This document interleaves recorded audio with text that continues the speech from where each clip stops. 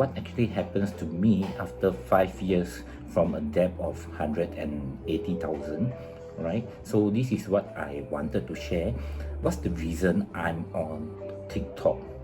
So as of today, I actually have a team to manage. The reason I come on TikTok is because I'm encouraging my team to touch media, right? So to go into media, and I believe that media is the next thing if we own a business. So how I started it is I asked my guy, who is actually a teenager, to open a TikTok account for me. And in order to teach him, I try to do something on TikTok. So I choose swimming as a topic that I wish to study. So those videos that you see is actually not promoting people to come and take my lessons, right? That's not my whole purpose of coming into TikTok. So actually when I posted my first video, it actually went viral. So I was pretty shocked, and there's people who came in and tell me to do step by step. So I asked myself this thing, right? My parents keep telling me, can you go and do some charity, Yes, I'm doing, but there's so much that I can do. So in actual fact, personally, I think that if I can help one person to stop the person or to help the person from drowning, I'm more than happy than do it. So that's the reason why I keep posting videos, and I will answer all the question. If it makes sense, of course I will answer. And whenever I reach additional 10,000 followers, and I actually offered free lessons, right? When I say it's free, it's free, okay? So no need to have doubt about it, because they are actually I actually conducted for some already, okay? So that's the reason why I came into TikTok. So what about yours? So I'm not one who can actually study very well. So I did very badly in my PSLE. I only get 196, so I went into normal academic, right? But during my secondary schools, I actually have a girlfriend at Sec 3. That is the reason why I decided to not to go into the nationals. Okay, I rather have a girlfriend because it's peer pressure. So what happened is this. At the age of Sec 4, yeah, when I have my N levels and she actually doing her O levels, she told me this thing: if you do want to study, it's fine. Okay, I won't look down on you, but I know where exactly I want to be. I'm going to go into Temasek JC, followed by NTU, and study accountancy. What about you? Okay, today I won't look down on you, but rest assured that in the future, when I have any company D&D, you won't come because you look down on yourself. So that's the thing that actually hit me pretty hard. Okay, imagine a girl at 16 years old telling you this thing. So I decided to start to study, and not bad, I did pretty well in O levels. Okay, for my standard, okay, I actually can qualify for JC. I'm more than happy. So this is what actually happened. So stay on for part 3. So here comes part 3. So the thing really came true. She went into NTU, and I choose a course in the poly as in interior architecture and design, because I think I can draw, but I don't want to study. So I chose interior architecture, and that's the course which at the time NUS don't have. They only have architecture, right? And the most shitty things happens, right? So at the time, I actually went into army. I signed on because she had some financial issues, right? So I actually signed on. I put my signature on the dotted line to sign on with the army to give her the money to study. But the worst thing happened, and it really hit me hard. She has brain tumor, and when during my BMT, she actually passed away. So after she passed away, that's the worst moment of my life. I lost direction. I picked up smoking. I went into fights. I started doing a lot of nonsense. Okay, I also don't know how to put it. And one day, my dad just pulled me into his office and told me, like, what? Do you feel proud doing all these things? Maybe I should bring you back to the temple, go in front of her and tell her what are all the bad things that you did. I cried. So every day my brother was tasked to escort me everywhere I go. Maybe because at such a young age, this thing just hit me so hard. Yeah. And that's when I decided to tell myself, like, in the army, since I already signed on, I can't leave. What I did is I always volunteer myself for everything, even area cleaning, washing of toilet, whatever it is, I always volunteer because I just need to do something to keep myself busy. And that's how I got my silver bayonet, as in the top 5% during that time. Now it's called SDS. During our time it's called CSPEC, as in the specialist course. So that's how I got my silver bayonet, and I was the parade commander. I was in the army. At that time there was still a lot of those ill treatment stuff and so on. You get kicked by the helmet.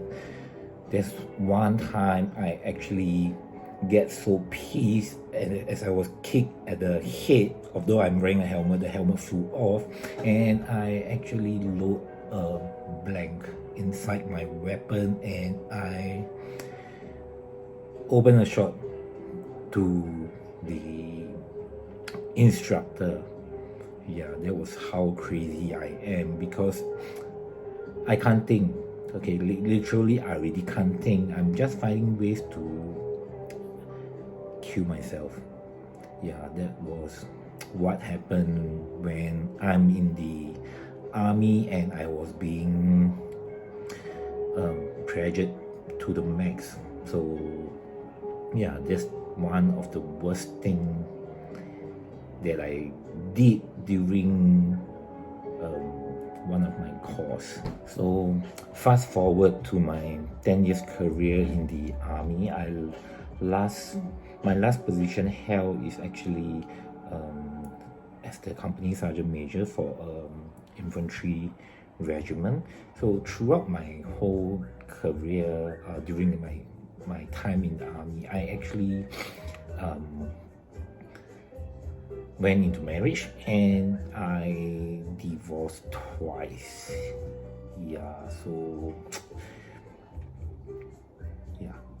there are people who actually last saw my video that I gave my mom a necklace, and I said that I'm super notorious. I'm her biggest headache, right? I went into divorce, then she can't see her grandchildren. So in each divorce, I have one daughter each. Okay, so can you imagine that how notorious am I? As in, to reply her, she asked me why would you divorce and so on. And I actually told her, the day that you born me is actually my life is really destined to go through this path. If you know what I'm telling is about 八字, I say, why you choose to born me at this time, at this date, else this thing will not happen. So my mom cried every day. Yeah, even she will go around and tell her colleagues and my relative on how I actually replied her. Yeah, that's the worst thing that I did to my mom. At the end of my 10 years, as in after my contract with the SCF, I was offered the premium plan 2 at the time, but I rejected. I'm quite sick of staying in the jungle every day, so I decided to leave. And at that time when I left, my first option, actually I wanted to become a swimming coach. So the funny thing is this, okay, I went for an interview. At first they said that I don't need to bring anything because they wanted to assess on how I swim. And in the end, when I go down, the instructor, or I would say the boss, actually recognized me. So he told me that I don't need to assess on how you swim, and we can actually start. Okay, so I went for a lesson to see how he coached, but a lot of bad experiences during that whole period, because he don't exactly teach me. He tell me that in order to be a good coach, it's not how good you can swim, it's how good you can talk. You must make the parents happy, you must make the kids happy, so you can tell dirty jokes to the kid like, hey, is this your boyfriend, is that your girlfriend? Then kids will laugh, they will be happy, parents will buy gift for you, things like that. And I'm really a bit I feel so off. So during the second or third lesson, he tell me, can you go and conduct this class for me? So it's a class of Down syndrome kids. I say I can't, right? I don't have any experience on this. So he tell me, what's your view on them? I say they have difficulty understanding.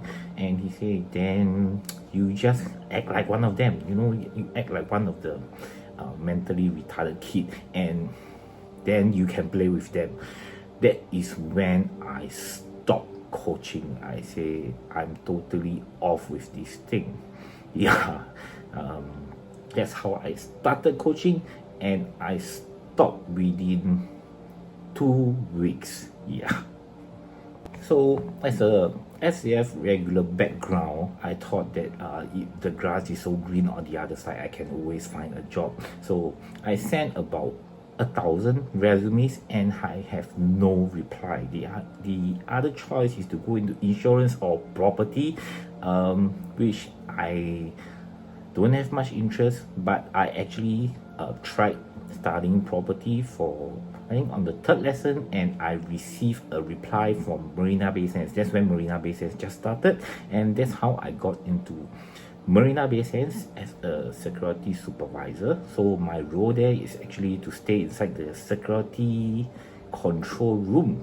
So my job is to look at CCTVs, right? There are a lot of CCTVs other than those casinos that is run by surveillance. So my job is to look at CCTVs if there's any incident happen. So I'm to write incident report, trace back the CCTV for the police, and so on. So I stayed in Marina Bay Sands for about 4 years, and I left again because I feel that I'm quite stagnant, and they prefer police. Or to be honest, they prefer police than people with SCF background, because we do not know about penal code. So if there are any regulars who keep thinking of leaving, right, I can only say the grass only looks greener on the other side. It's really not. So do consider again if you want to leave. So I left Marina Bay Sands. I went into a security company, an agency. Of course, this time round, the boss is from military, and I got my promotion pretty fast. So basically, my income was multiplied by 2. I have a basic pay of about 6,000, and she paid for my car, as in she also give me a company vehicle, top up my cash card, season parking, everything. Okay, it's pretty good. But within 2 weeks, seriously, yeah, I'm not afraid to tell you that actually I worked till I cry. If you really know about how security agency work, it's not like army. You are actually running a place with a lot of uncles that might be retired from army, and they say, hey, who is this young punk to come and teach us? And it's unlike army because you can't like terminate this guy, right? You are asking for trouble if you're going to terminate him, because the next thing the client will tell you, you come and stand in for the person, because any lack of manpower will LD your company.